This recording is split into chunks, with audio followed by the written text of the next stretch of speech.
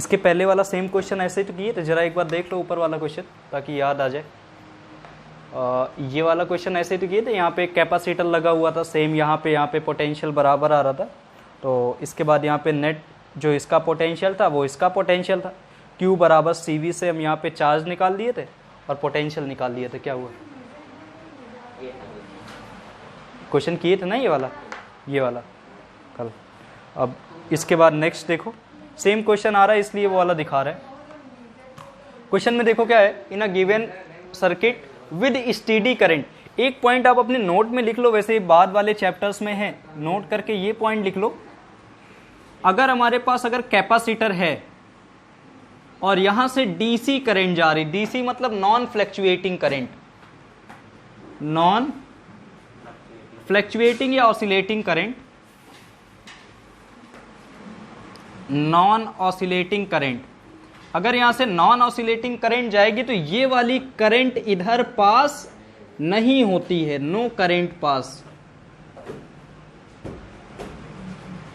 लेकिन अगर यहीं पे हमारा कैपेसिटर लगा हुआ है और यहां से डीसी नहीं अल्टरनेटिंग करंट पास हो, मतलब ऑसिलेटिंग करंट पास की जाए, तो यहां से करंट पास हो जाती है, करंट पास।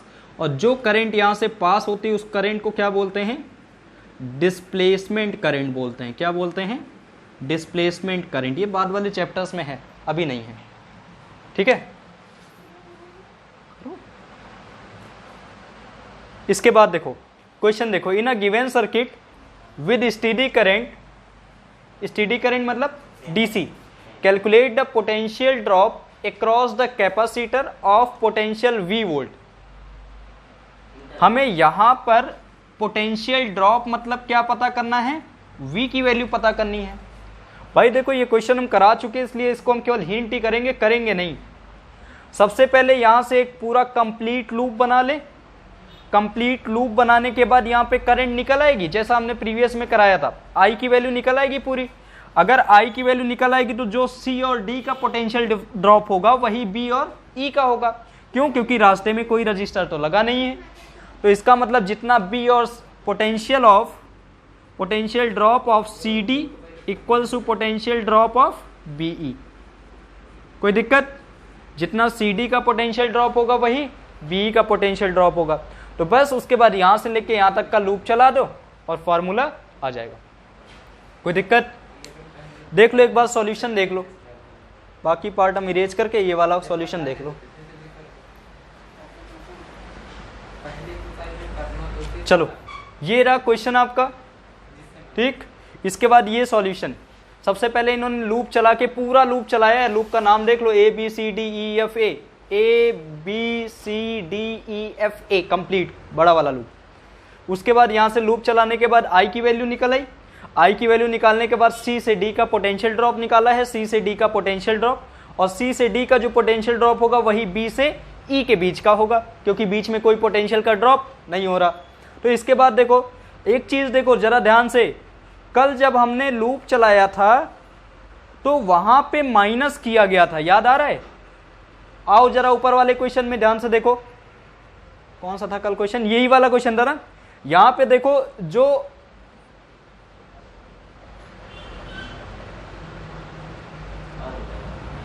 ये वाला था ना, हाँ, यहां पे देखो जो हमने यहां वाला पोटेंशियल किया था वो 8-6, मतलब यहां का 8-6, लेकिन यहां पर 8-6 नहीं किया, यहां प्लस किया। तुमने उस दिन क्वेश्चन पूछा था ये चीज कि कब प्लस करेंगे कब माइनस। अगर हम इधर से इधर जा रहे हैं और साइन प्लस का लेना पड़ रहा है तो फिर प्लस करेंगे, अदरवाइज क्या करेंगे? माइनस करेंगे, ठीक। अगर सेम डायरेक्शन में, तो यहां पे कौन सी कंडीशन आ रही? प्लस वाली, क्योंकि देखो हम B से E की तरफ जा रहे हैं तो अंदर से भी इधर जाएंगे, और यहां का नेट पोटेंशियल भी उन्होंने बता के रखा, सेम डायरेक्शन में जाएंगे तो फिर क्या करेंगे? प्लस, जैसा कि इन्होंने यहां पे किया है, ठीक।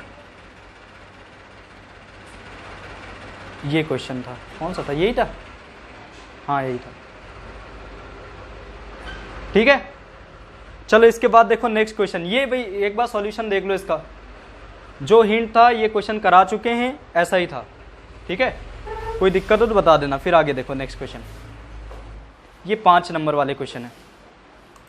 और 5 नंबर वाले क्वेश्चन सारे आपको आते हुए ही लगेंगे। 5 नंबर वाले क्वेश्चन सब आते हैं। सबसे पहले देखो, derive an expression for drift velocity. Drift velocity मतलब हमें क्या चाहिए, वीडी की वैल्यू चाहिए in a conductor, hence deduce Ohm's law. मतलब समझ में आ रहा तुम्हें क्या करना है, ओम्स लॉ का डेरिवेशन करना है। नहीं कर पाओगे क्या, ठीक है। ओम्स लॉ का डेरिवेशन हमने लेक्चर में बताया है, वहां पे जाके देखो। इसके बाद देखो, तो ये कैसा नॉर्मल क्वेश्चन है, right N expression for drift velocity. देखो अगर 5 नंबर का क्वेश्चन है तो पूरा कर दो मेरे अकॉर्डिंग। अभी 2 नंबर का आता तो कुछ चीजें तुम नॉर्मल यूज कर सकते थे पहले से ही, लेकिन 5 नंबर का है तो इसलिए पूरा कर दो। A wire whose cross section area A is increasing linearly from its one end of the to the other is connected across a battery of V volt. Which of the following quantities remain constant in the wire? A wire whose cross section area is increasing, मतलब उसका area क्या हो रहा, बढ़ रहा है, from its one end of the one end to the other, मतलब अगर हाँ ऐसे बढ़ रहा, ठीक है, from its one end to the other is connected across a battery of V volt. Which of the following quantities remain constant in the wire? तो इनमें कौन कौन सी चीजें कांस्टेंट होंगी। पहले तो चलो ओम्स लॉ का देख लेते हैं डेरिवेशन। ओम्स लॉ का डेरिवेशन ये था, सबसे पहले एम ए और ई कैपिटल ई को यहाँ पे माइनस, अगर देखो बाद में हमें माइनस हटाना ही पड़ेगा क्योंकि हमें मैग्नीट्यूड ऑफ क्वांटिटी चाहिए, ठीक। तो अगर आप चाहो तो यहीं से भी हटा सकते हो, किस कहीं अगर a बराबर e capital E upon m लिखा तब भी गलत नहीं है, तब भी सही है। तो यहाँ पे देखो v equals you plus A T, सबको ऐड कर दिया था, नेट करने के बाद यहाँ पे पोटेंशियल ग्रेडियंट से ये वाली वैल्यू सॉल्व होके आ गई थी। और v अपॉन आई अगर हमें ओम्स लॉ डिराइव करना था तो v upon I equals to m l upon n e square A tau, ये तो आया था जिसको हमने क्या माना था, रेजिस्टेंस माना था, ठीक।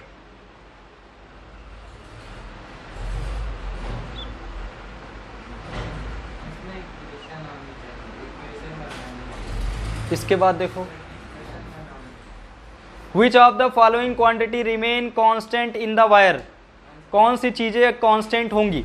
देखो जरा, कहाँ गया, ड्रिफ्ट वेलोसिटी आई बराबर वी डी बराबर आई अपॉन एन ई होता है, करंट डेंसिटी J बराबर I अपॉन ए होता है, इलेक्ट्रिक फील्ड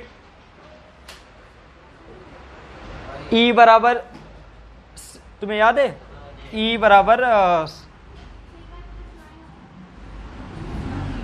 बराबर एक डेरिवेशन कराया था करंट डेंसिटी में, J बराबर सिग्मा E से, याद आ रहा कि नहीं, वहीं से इन्होंने लिख दिया है, ठीक है। सिग्मा की वैल्यू बाकी चीजें इन्होंने रख दी, J की वैल्यू रख दी I upon A, I upon A रख दी। तो देखो यहां से देखो J बराबर क्या होता है, current density which is current flow through unit area of cross section equals to sigma ई।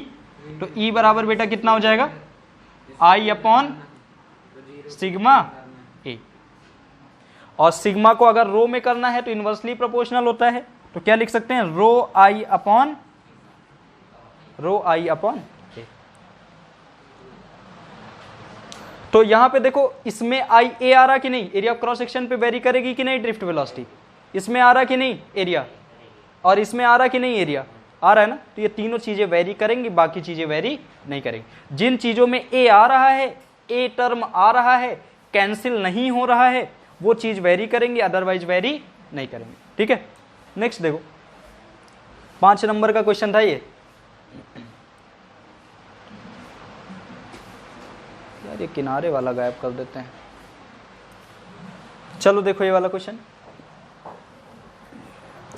सबसे पहला क्वेश्चन यहाँ पे पूछा गया है, state the two Kirchhoff rule. Kirchhoff के रूल तो पता होंगे, कितने नियम है किरचॉफ के, 2। एक को जंक्शन लॉ भी बोलते हैं और दूसरे को लूप रूल, ठीक। जंक्शन लॉ में क्या होता है, समेशन ऑफ ऑल द, एक चीज और, एक जो नई चीज है, वैसे हमने बताई होगी शायद जब पढ़ाया होगा। जंक्शन लॉ में summation of all the current is equals to 0, तो हम लिख सकते हैं समेशन आई इक्वल्स टू 0। लेकिन ये किस प्रिंसिपल पर काम करता है ये बताया था मैंने उस समय, अगर नहीं बताया तो यहाँ पे जान लो। ये समेशन आई इक्वल्स टू 0, मतलब चार्ज जितना भी फ्लो हो रहा है वो क्या है, सभी चार्ज का फ्लो कितना है, 0। तो it work on the principle of law of conservation of charge. ठीक, दूसरा वाला जो था वो summation of all the potential in a loop is equals to 0 आता था। अच्छा, V बराबर क्या समझते हो, W/Q ना, तो कहीं ना कहीं पोटेंशियल क्या है, अमाउंट ऑफ वर्क। तो ये किस प्रिंसिपल पर काम करेगा, कंजर्वेशन ऑफ एनर्जी। ठीक है, तो ये दूसरा वाला जो प्रिंसिपल है वो किस प्रिंसिपल पे काम करता है, conservation of energy. It obey the law of conservation of energy. ठीक,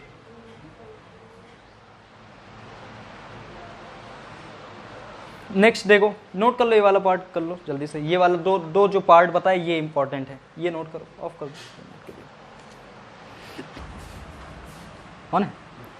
चलो देखो नेक्स्ट क्वेश्चन देखो, the current is drawn, the current is drawn from a cell of EMF E. कुछ करंट जा रही है, और ये पहले तो डायग्राम देख लो, ये बगल में इन्होंने डायग्राम बनाया, एक सेल लगाया है, सुनो इधर, और यहाँ पे इंटरनल रेजिस्टेंस, और ये क्रॉस में कुछ रजिस्टर्स लगे हुए, आगे कुछ रजिस्टर नहीं है, आगे इज जस्ट अ लाइन, ऐसे इन्हें थोड़ा मिस हो गया। ठीक, आगे कुछ नहीं है, केवल लाइन है।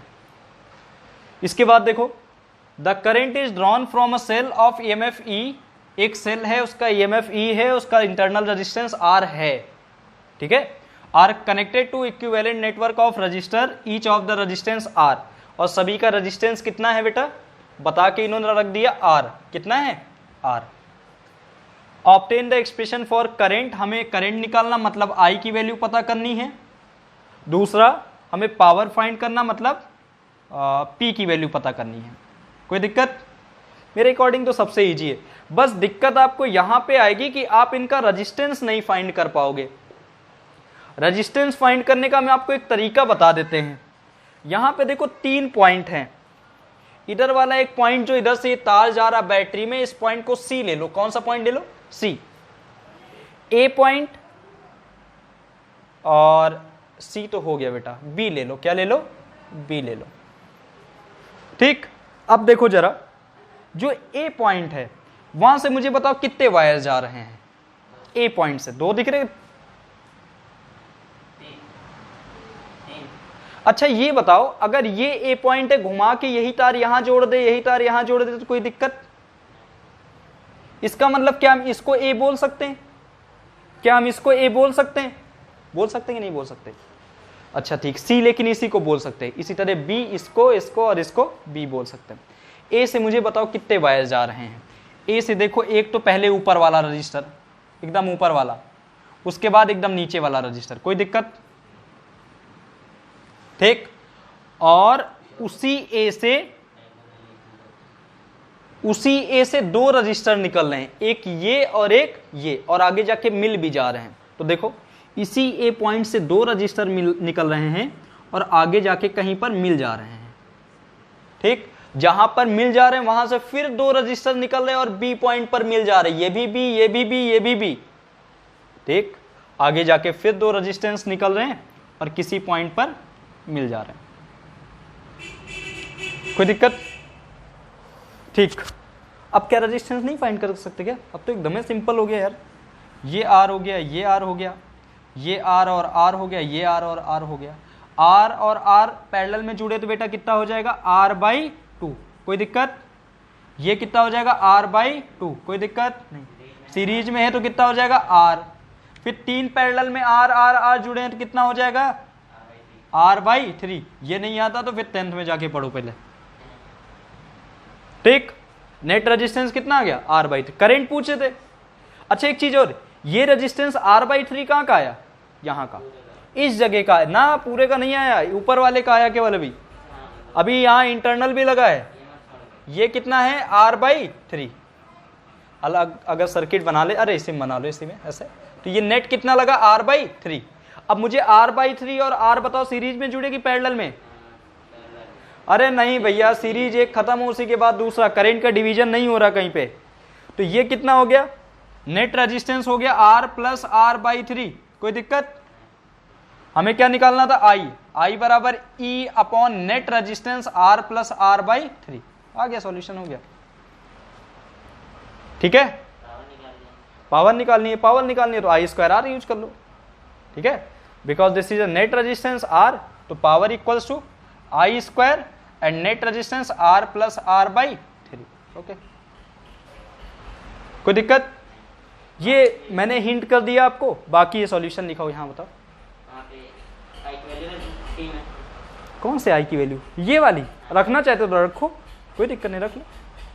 ठीक है, एक बार मेरा सॉल्यूशन देख लो, बाकी तो जो सॉल्यूशन है वो रियल में अच्छे से लिखा ही हुआ है। ठीक है, तो इसको हम इरेज कर दे रहे हैं। और इसके बाद ये किरचॉफ के रूल हो गए दोनों, इसके बाद ये उनका सॉल्यूशन हो गया। नेट रेजिस्टेंस कितना आया था? R/3, R प्लस R/3, ये देखो R प्लस R/3 ये। ठीक है, और इसको इन्होंने सॉल्व कर लिया तो कुछ ऐसे करके आ रहा 4/3R करके ना। और पावर निकालना है तो पावर बराबर I²R net resistance R plus R/3। तो ये इसकी क्या हो गई? पावर हो गई है। ठीक है, कोई दिक्कत इस पर? एक बार देख लो, सॉल्यूशन देख लो बस। पहले क्वेश्चन पूरा, ठीक है, उसका पहला पार्ट का सॉल्यूशन, पहले पार्ट के सॉल्यूशन के बाद ये दूसरे पार्ट का सॉल्यूशन। ये सर्किट डायग्राम ऐसे बनाएंगे अपडेट करके, ठीक है, अल्टर करके, चेंज करके। उसके बाद नेट रेजिस्टेंस फाइंड किया, नेट रेजिस्टेंस के बाद करंट फाइंड कर लिया, और उसके बाद हमने क्या फाइंड कर लिया? पावर फाइंड कर लिया। ठीक है, इसके बाद बढ़ते हैं नेक्स्ट क्वेश्चन पे। State the principle of potentiometer work. कई लोग पोटेंशियोमीटर का अलग अलग प्रिंसिपल लिखते हैं, कई लोग लिखते हैं मीटर ब्रिज, कई लोग लिखते हैं व्हीटस्टोन ब्रिज, लेकिन पोटेंशियोमीटर का एक ही प्रिंसिपल है, the potential drop is directly proportional to length. जैसे जैसे तार की लेंथ बढ़ेगी, रेजिस्टेंस की लेंथ बढ़ेगी, वैसे वैसे पोटेंशियल ड्रॉप क्या होगा? ज्यादा होगा। क्या होगा? ज्यादा होगा। ठीक, तो यही लिखा होगा। अभी देख लेते हैं। How can be given potentiometer more sensitive. Potentiometer को सेंसिटिव बनाना है तो क्या करेंगे? ये एक कंडीशंस है, ये एक उस पे है। और एक क्वेश्चन है ना, given graph shown below for two potentiometer state with reason which of the two potentiometer is more sensitive. तो पहले देख ले, पोटेंशियोमीटर का काम क्या होता है? When there is a constant wire current in a wire of cross section composition fall. हाँ, ये देखो, the fall of potential along any length of wire is directly proportional to the length। ठीक है, ये है मेन। इसके बाद देखो, पोटेंशियोमीटर को सेंसिटिव कैसे बना सकते हैं? अगर हमारा ये पोटेंशियोमीटर, कोई भी पोटेंशियोमीटर का सर्किट डायग्राम तो पता होगा, 4-10 वायर होते हैं ऐसे। ठीक है, उसके बाद दोनों से एक बैटरी रिहोस्टेट की जोड़ के दूसरी तरफ जोड़ देते, और उधर से बैलेंस पॉइंट पता करता है। वो पता 3 चीजें करते हैं। कौन कौन सी चीजें फाइंड करते हैं? ईएमएफ फाइंड करते हैं, दूसरा कंपेयर करते हैं 2 सेल के ईएमएफ को, तीसरा इंटरनल रेजिस्टेंस फाइंड करते हैं। ठीक है, तो पोटेंशियल ग्रेडियंट V/L, अगर हम पोटेंशियोमीटर को सेंसिटिव बनाना चाहते हैं तो एक ही नियम है जो पोटेंशियल ग्रेडियंट है। पोटेंशियल ग्रेडियंट मतलब समझते हो? V/L की वैल्यू कम हो, माइनस। हाँ, ठीक, देख लेते हैं। Potentiometer can be more sensitive by reducing potential gradient, मतलब V/L की वैल्यू क्या हो जाए? कम। अब V/L की वैल्यू कम कब होगी? जब लेंथ बढ़ा दो, increasing the length of wire, या फिर reducing current in the main, या फिर करंट को क्या कर दो? रिड्यूस कर दो।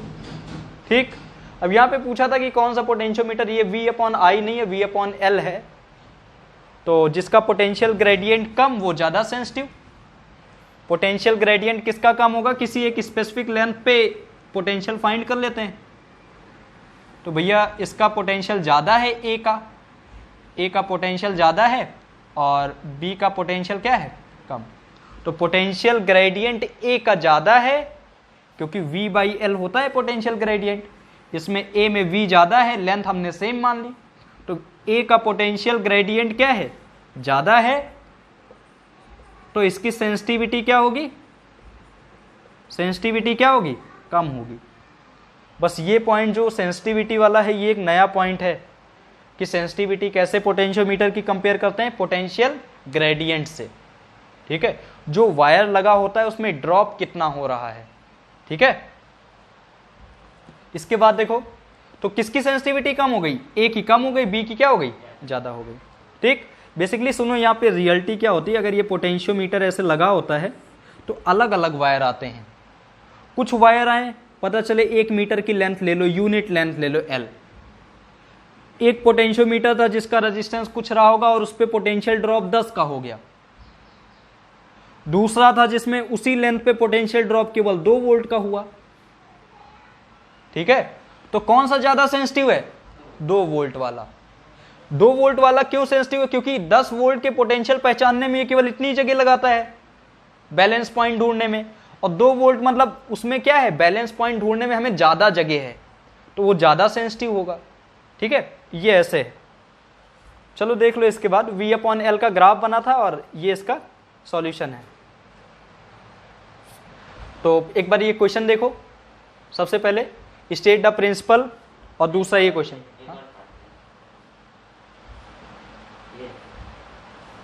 अच्छा अच्छा अच्छा, ठीक ठीक ठीक। फर्स्ट और सेकेंड का हो गया, बी पार्ट देख लेते हैं। बी पार्ट देखो क्या है, 2 metallic wire P1 P2 of same material and same length but different cross section area A1 A2 are joined together are connected with a source EMF E, find the ratio of drift velocity. भैया ये कराया तो है, कल या परसों ही इस पे कराया है, ठीक है। ये क्वेश्चंस देखो मैं दिखा देता हूँ, बस वो क्वेश्चन आप देख लेना। Ratio of drift velocity of free electron, हमें रेशियो चाहिए ड्रिफ्ट वेलोसिटी का, VD पहली वाली अपॉन VD दूसरी वाली, ड्रिफ्ट वेलोसिटी फर्स्ट की अपॉन ड्रिफ्ट वेलोसिटी सेकेंड की। दिखा दे, ये देखो ऊपर जो भी आया था, हाँ पैरेलल में कितना आया था, 1/,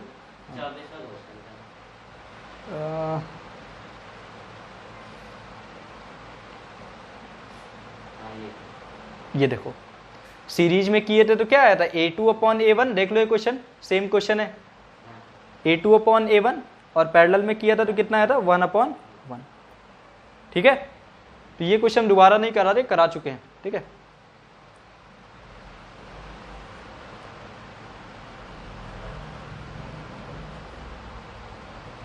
नेक्स्ट क्वेश्चन देखें,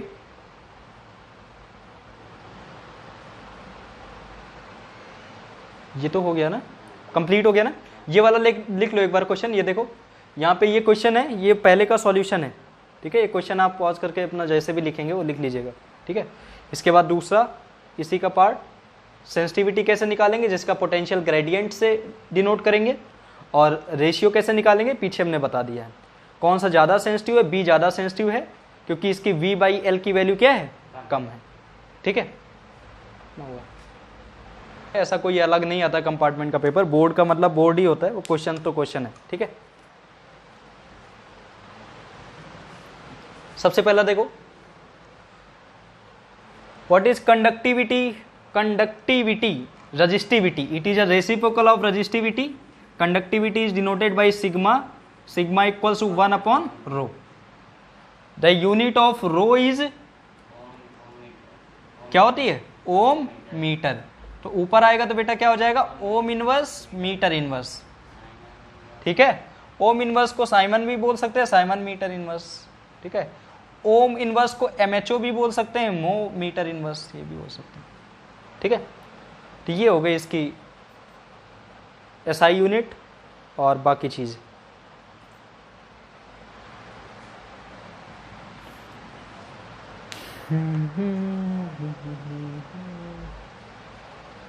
ठीक है, कोई दिक्कत। नेक्स्ट क्वेश्चन देखें, ये एक अच्छा क्वेश्चन है, यहाँ पे कंफ्यूज हो जाते हो, कुछ है नहीं अभी क्वेश्चन से। ऐसा नहीं कि तुम्हें कुछ आता नहीं, सब आता है, लेकिन पता ही नहीं सॉल्व कैसे करेंगे, क्योंकि एक भी बार लगाओगे नहीं तो नहीं आएगा ऐसे। The figure shows a plot of terminal voltage V means the current I of given, I given किसी V पोटेंशियल पर करंट कितनी जा रही है, I की वैल्यू कितनी है बेटा, 1 एम्पियर, VI ग्राफ है, ठीक है। हमें क्या फाइंड करना है, EMF पता करना है। क्या फाइंड करना है, EMF। और दोबारा हमें क्या फाइंड करना है, इंटरनल रेजिस्टेंस। अगर ईएमएफ पता करना है तो ईएमएफ तो देखो कुछ सॉल्व ही नहीं करना पहले तो। EMF is a maximum potential, बोलते हो ना मैक्सिमम पोटेंशियल, सबसे ज्यादा पोटेंशियल कितना है। या फिर EMF is a potential when the value of current is zero, जब आई की वैल्यू जीरो, तो आई की वैल्यू जीरो है तो ईएमएफ कितना हो गया। ठीक है, देख लेते हैं। In a terminal voltage no current is flow, तो by the definition of EMF the EMF is 6 volt. Next हमसे क्या पूछे थे, इंटरनल रेजिस्टेंस। यहीं पे देख लो इंटरनल रेजिस्टेंस, दूसरे नंबर पे पूछा था इंटरनल रेजिस्टेंस। क्या ये फॉर्मूला नहीं आता, E बराबर V प्लस आई आर, आता है ना। 6 4, जब 4 था तो करंट कितनी थी 1, हर जगह नहीं, 4 था तो करंट कितनी है 1। अभी यहाँ पे 3 होता तो करंट कुछ और होती, 1.5 मान लो होती। ठीक है, तो यहाँ पे जब 4 रखा तुमने पोटेंशियल, तो करंट 4 में कितनी है 1, स्मॉल आर की वैल्यू आर, सॉल्व करके आर की वैल्यू नहीं आ जाएगी क्या, टू ओम आ जाएगी। ठीक है, अच्छे क्वेश्चन है। हाँ, कहाँ पे, यहाँ पे जीरो रख दोगे तो आर की वैल्यू किससे निकालोगे, इस जगह पे। यहाँ 6, यहाँ पे तुम क्या बोल रहे हो, हाँ, तो करंट की वैल्यू क्या रखोगे, 2 क्या रखोगे, 6 वोल्ट है तो करंट कितनी है 2 है क्या। अरे वो 2 है जब पोटेंशियल 0 है तब की 2 है, उससे क्या मतलब है। नेक्स्ट देखो,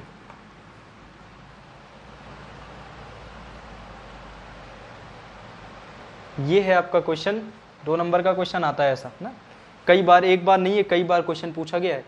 कंपार्टमेंट की बात मत करना, इसमें रियलिटी में एक क्वेश्चन जो आया था वो पूछा गया 3-4 बार ऐसा क्वेश्चन। ठीक है, तो ये क्वेश्चन है, ग्राफ है, और इसमें सबसे पहले आपका ईएमएफ पूछा गया, दूसरे नंबर पे इंटरनल रेजिस्टेंस पूछा गया।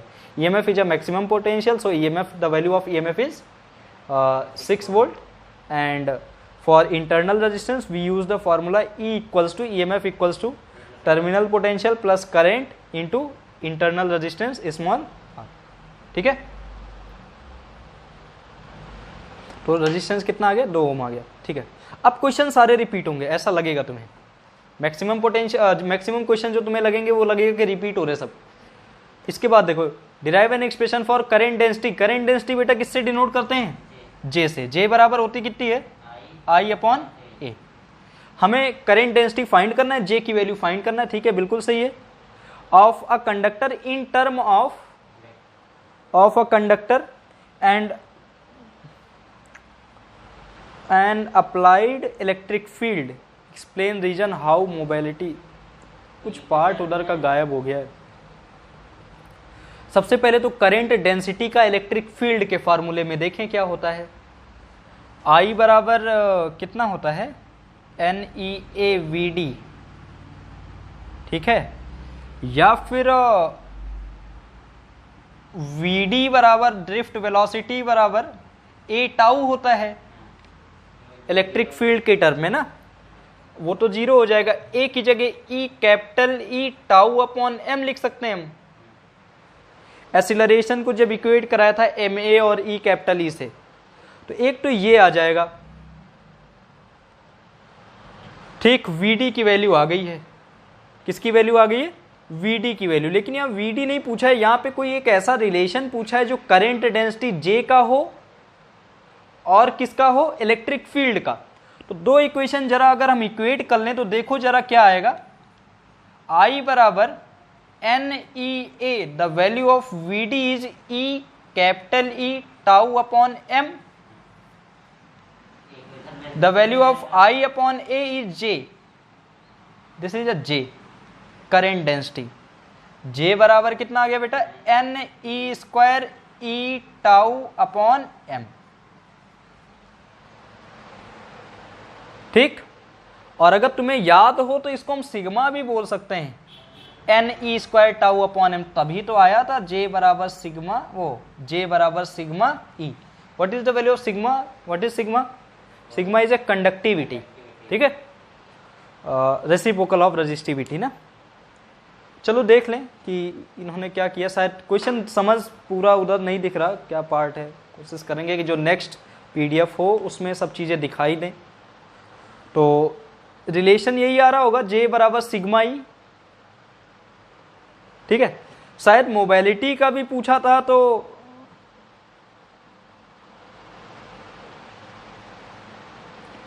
J बराबर सिग्मा ई। ठीक है, इसके बाद दूसरे पार्ट में क्या पूछा था, यही पूछा था सबसे पहले, derive an expression for current density means J में relation in term of the, अच्छा ये कंडक्टर नहीं लिखा, इन टर्म ऑफ कंडक्टिविटी लिखा है। कंडक्टिविटी मतलब सिग्मा, मतलब J सिग्मा और E, तो J बराबर सिग्मा ई आ गया। ठीक है, explain with reason how mobility of a conductor change when the potential difference applied across the keeping the temperature. ये क्वेश्चन बताया तो है, स्टार्टिंग में ही था। ठीक है, स्टार्टिंग में ही था। यहां पे देखो मोबिलिटी का पूछा है ना, ये मोबिलिटी डिराइव करके बताएं ये कैसे आया। देखो कई बार बता चुके हैं लेकिन एक बार और देख लेते हैं। मोबिलिटी को म्यू से डिनोट करते हैं। मोबिलिटी मतलब इलेक्ट्रॉन कितनी तेजी से ड्रिफ्ट कर रहे हैं, मतलब drift velocity per unit electric field. ठीक है, और बेटा ड्रिफ्ट वेलोसिटी को क्या लिख सकते हैं, नहीं नहीं नहीं उसके टर्म में बताओ।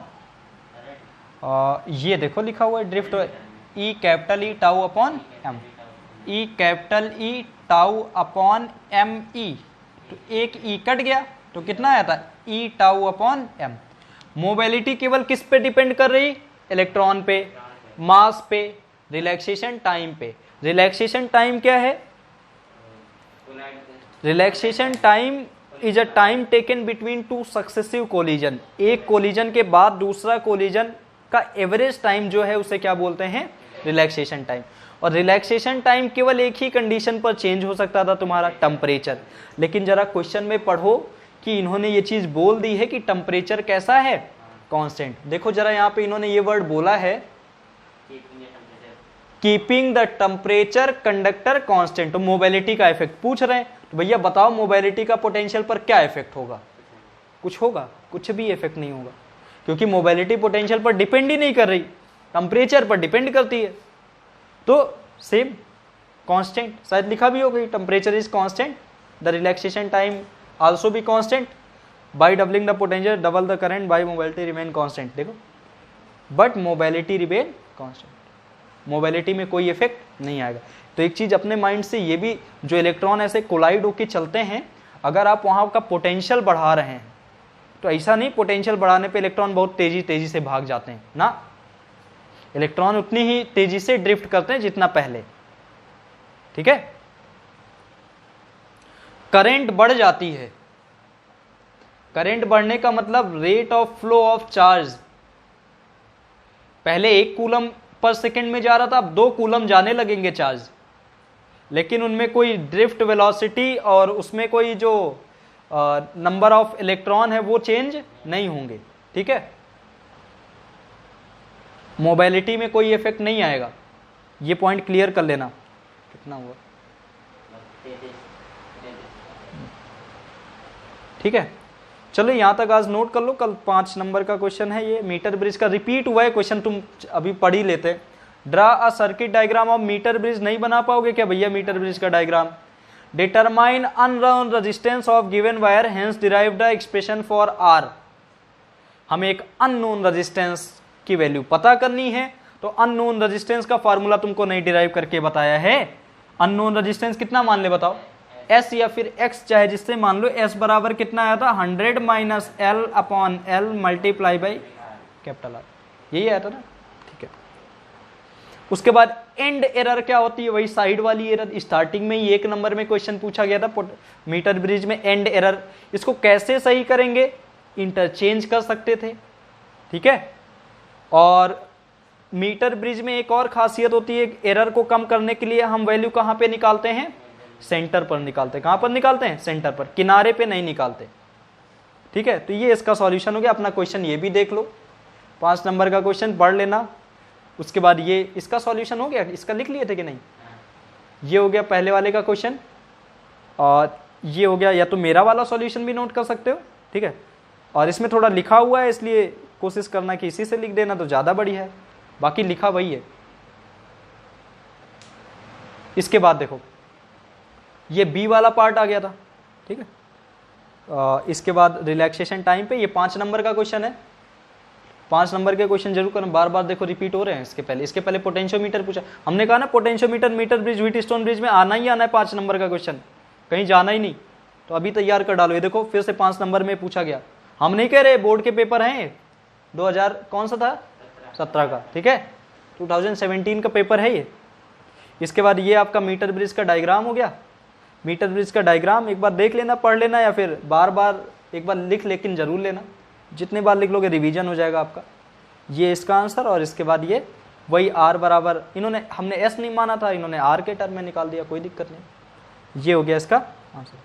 अब देखो कितनी बार बताया भैया 5 नंबर के क्वेश्चन रिपीट करते हैं। State the working principle of potentiometer, V directly proportional to L. तब भी गलत करोगे तो फिर तुम्हारी गलती है। चलो ये बाद में डिस्कस करेंगे, अभी इतना नोट कर लो आज।